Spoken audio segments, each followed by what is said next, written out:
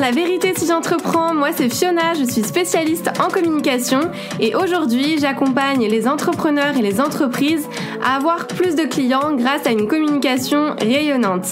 Chaque semaine, je vais vous partager des stratégies, des conseils concrets et facilement applicables autour du business en ligne, d'Instagram, de l'organisation, mais aussi mes réflexions plus personnelles et l'envers du décor de l'entrepreneuriat en toute vulnérabilité et sans aucun filtre.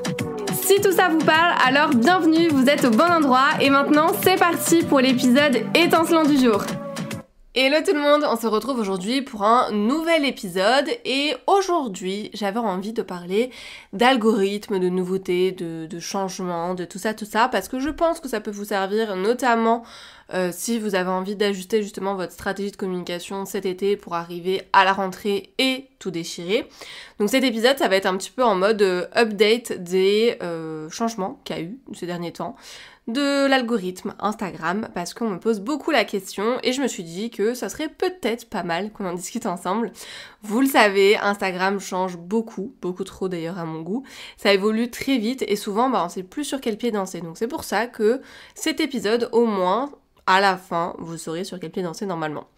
Bon, déjà, je vais faire un petit disclaimer. Quand on parle de l'algorithme Instagram, finalement, on parle pas d'un algorithme, mais vraiment plusieurs algorithmes. Parce qu'au cas où vous le savez pas, si vous ne consommez pas tout mon contenu et du coup je vous tape sur les doigts, il y a plusieurs algorithmes, il y en a un pour les stories, un pour les reels, un pour le feed, etc. Bref, ça c'était une petite parenthèse.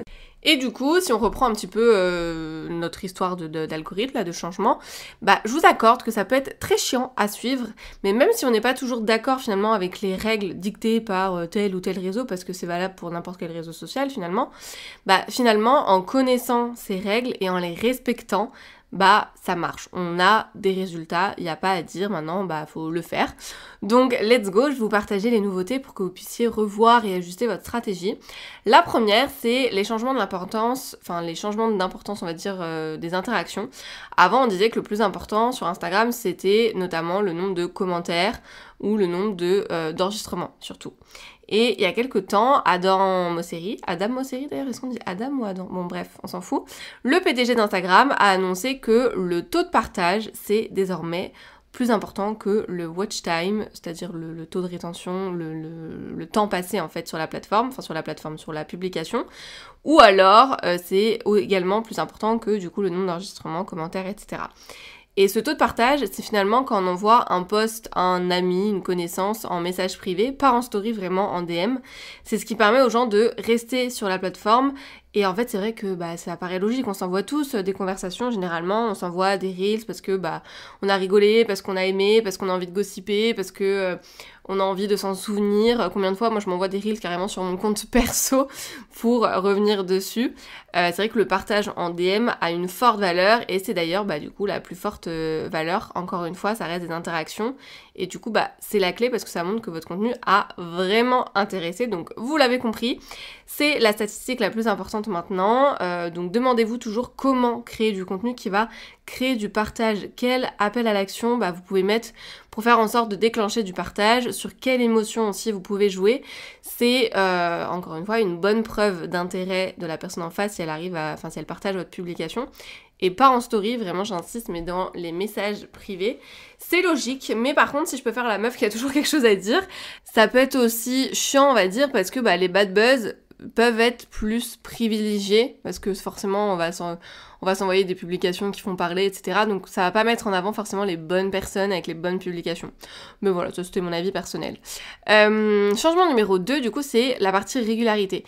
Il y a eu pas mal de recommandations qui sont sorties il y a quelques années maintenant, je sais plus, en mode il faut publier 3 posts par semaine, il faut publier entre 4 et 7 reels par semaine.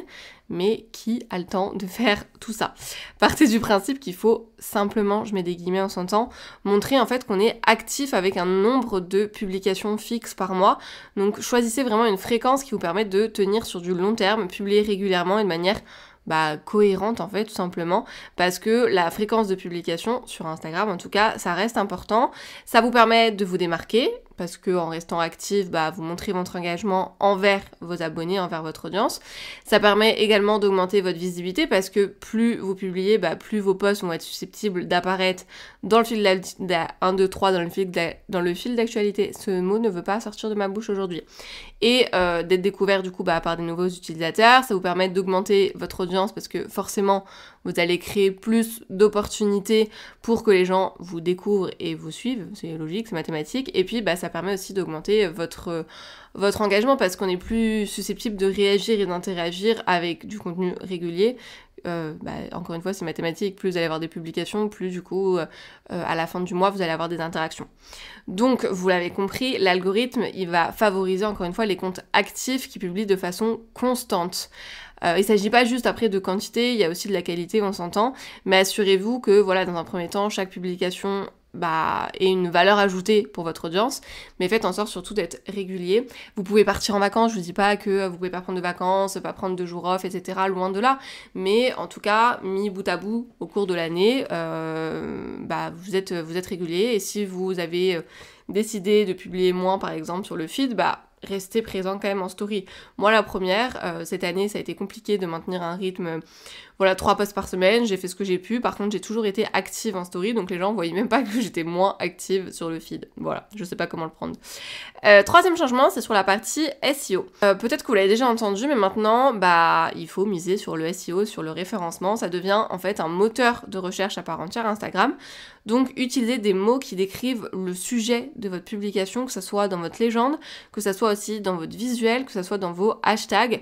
Plus il y aura des mots-clés vraiment qui décrivent vos thématiques principales, plus vous aurez des chances de tomber en fait, que les bonnes personnes, vos clients idéaux, tombent sur votre publication. Quatrième changement, c'est le format. Il fut un temps, comme j'aime le dire, on disait qu'il fallait vraiment miser sur les Reels. Maintenant, les Reels sont moins mis en avant, même si c'est un format qui marche bien. Je pense que vous le voyez en termes d'interaction, il y a quand même moins de vues sur les Reels. Les carousels ont beaucoup plus d'engagement, je trouve, notamment avec le fait qu'on voit la deuxième slide une deuxième fois dans le fil d'actualité. Après, il faut pas laisser de côté les vidéos parce que ça marche tout aussi bien.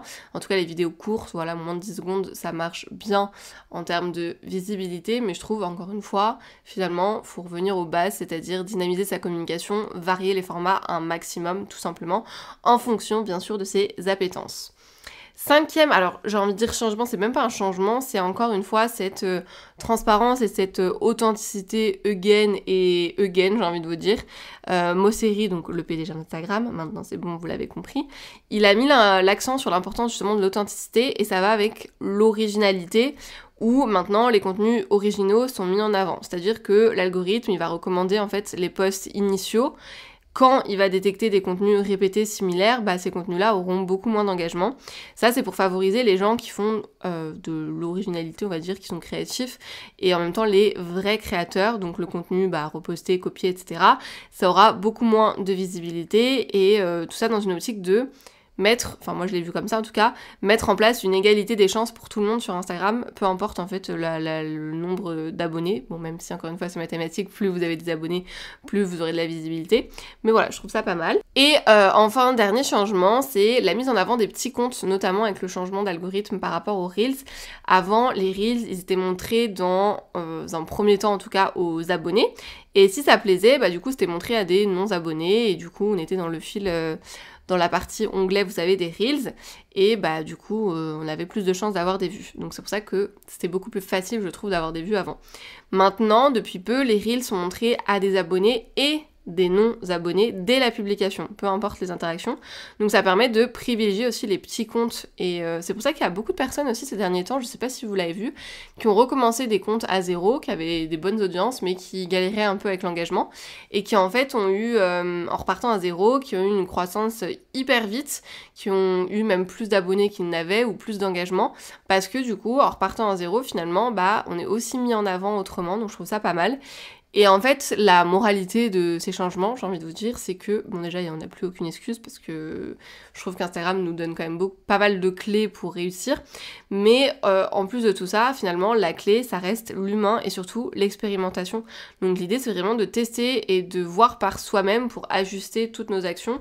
Et à partir du moment où on fait les choses avec le cœur, qu'on ne se force pas, qu'on prend du plaisir, qu'on arrive à tenir sur du long terme, à être régulier et à créer du lien avec sa communauté, donc c'est-à-dire transformer une audience en communauté en créant de la proximité avec ses abonnés, on a toutes les cartes en main pour réussir. Donc c'est pour ça que maintenant je prends un petit peu avec des pincettes tout ce qu'on peut entendre sur les algorithmes, les mises à jour, les nouveautés, etc. Parce que ce qui reste par contre c'est l'humain. Et c'est ce que je vous disais quand j'ai créé ma formation La Formule par rapport à la stratégie de contenu. J'ai vraiment concentré cette formation autour de la psychologie humaine, le neuromarketing, etc. Parce que c'est des valeurs sûres et que peu importe les changements d'algorithme, le comportement humain ne change pas comme ça, le comportement d'achat en tout cas, et c'est des choses qui fonctionnent sur qu'est-ce qui donne envie d'acheter, comment susciter des émotions, des réactions, etc. Donc autant se baser là-dessus. Voilà, c'était ma petite parenthèse. Petit moment promo encore une fois. Mais si vous avez besoin d'y voir plus clair, d'ajuster justement votre stratégie cet été pour revenir à fond les ballons pour la rentrée, vous avez envie de prendre du recul et surtout d'avoir un œil extérieur, je fais toujours des séances, vous savez, de consulting en one shot pendant 1h30, vous repartez du coup avec le replay, le plan d'action, les exos, bref, tout ce qu'il faut, votre espace notion. Donc n'hésitez pas si besoin. Et puis on se retrouve nous du coup la semaine prochaine pour un nouvel épisode. C'est tout pour aujourd'hui, j'espère que cet épisode vous a plu. N'hésitez pas à vous abonner si vous ne voulez absolument pas manquer les prochains épisodes et à laisser 5 étoiles pour me soutenir. Vous pouvez me retrouver sur Insta pour encore plus de conseils ou si vous voulez simplement papoter. En tout cas, merci de m'avoir écouté, je vous dis à très vite pour un nouvel épisode La vérité si j'entreprends. Je vous fais des bisous.